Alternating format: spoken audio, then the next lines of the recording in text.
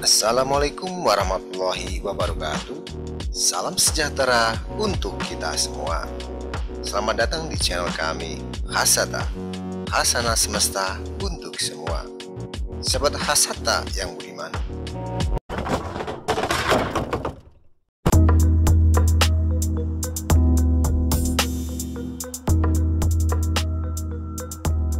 sejak terjadinya pemberontakan yang dilakukan pada masa pemerintahan Rakai Pikatan tahun 838 sampai 850 Masehi, situasi politik di Kerajaan Medang atau Mataram kuno semakin tak menentu.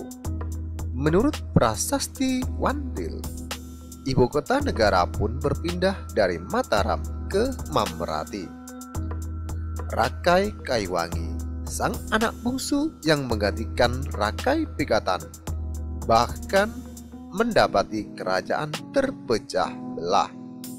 Senjakala kerajaan ini mencapai puncaknya tatkala dipindahnya ibu kota ke Jawa Timur oleh Empu Sindok, yang diiringi hukuman dahsyat dari letusan Gunung Merapi sebagai akibat dari kudeta yang tak berkesudahan.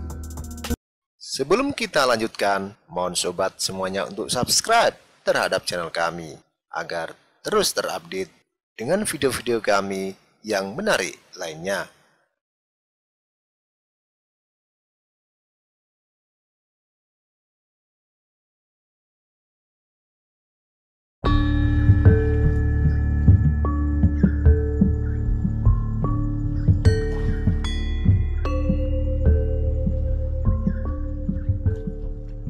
Rakai Pikatan akhirnya memilih Dyah Lokapala alias Rakai Kaiwangi, putra bungsunya, untuk naik tahta berkat jasanya dalam menumpas pemberontakan Empu Kumbayoni.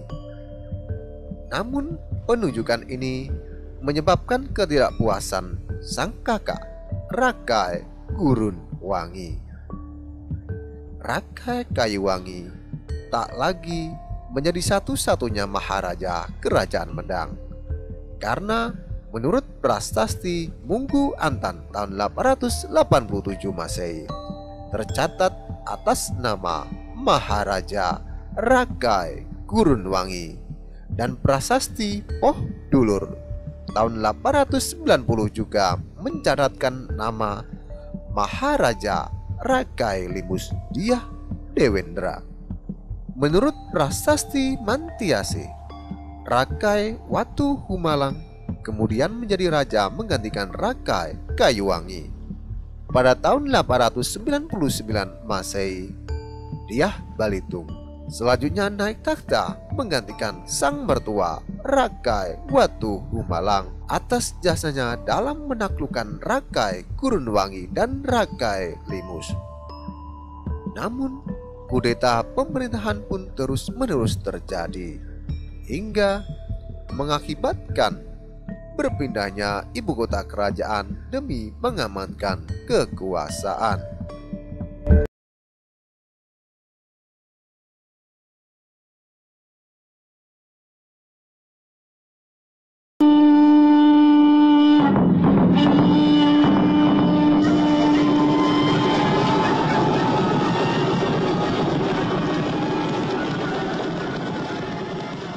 Terjadinya kudeta kekuasaan pun terus-menerus berlanjut karena adanya ketidakpuasan dalam penunjukan putra mahkota kerajaan.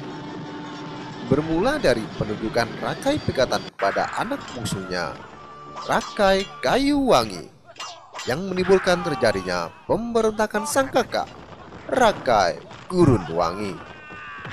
Rakai Kaiwangi lebih dipilih karena lebih berjasa dalam memadamkan api pemberontakan Empu Kumbayoni. Rakai Kaiwangi selanjutnya digantikan saudara tirinya Rakai Watu Humalang atas jasa besarnya dalam menaklukkan pemberontakan Rakai Gurunwangi dan Rakai Limus. Dyah Balitung, anak mantu Rakai Watu Humalang, kemudian naik takhta tahun 899 Masehi. Penunjukan ini menimbulkan rasa iri Empu Daksa, sang putra sulung Rakai Watu Kumalang, sehingga terjadilah kudeta pemerintahan Dyah Balitung oleh Empu Daksa. Penunjukan raja kepada menantunya pun terjadi lagi, tatkala Empu Daksa lebih memilih Dyah Tulodong sebagai penggantinya.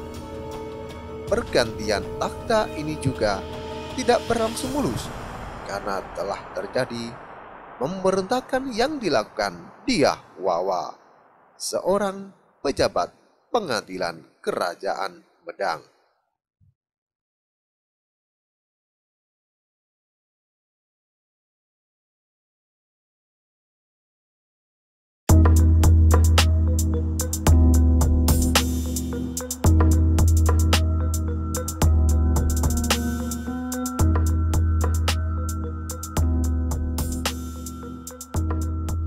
Dyah Wawa sebenarnya tidak memiliki hak atas takhta Dyah Tulodong karena dia bukanlah anak Empu Daksa yang menjadi raja sebelumnya.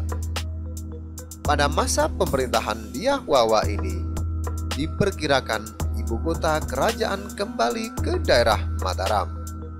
Dalam prasasti Wulakan tanggal 14 Februari 928, Dyah Wawa mengaku sebagai anak Krian Landean, yakni saudara ipar Rakai Kayuwangi. Menurut sejarawan Profesor Bukhari, Dyah Wawa melakukan kudeta merebut takhta kerajaan Medang. Kemungkinan besar kudeta yang dilakukan oleh Dyah Wawa mendapat bantuan dari Empu Sindok.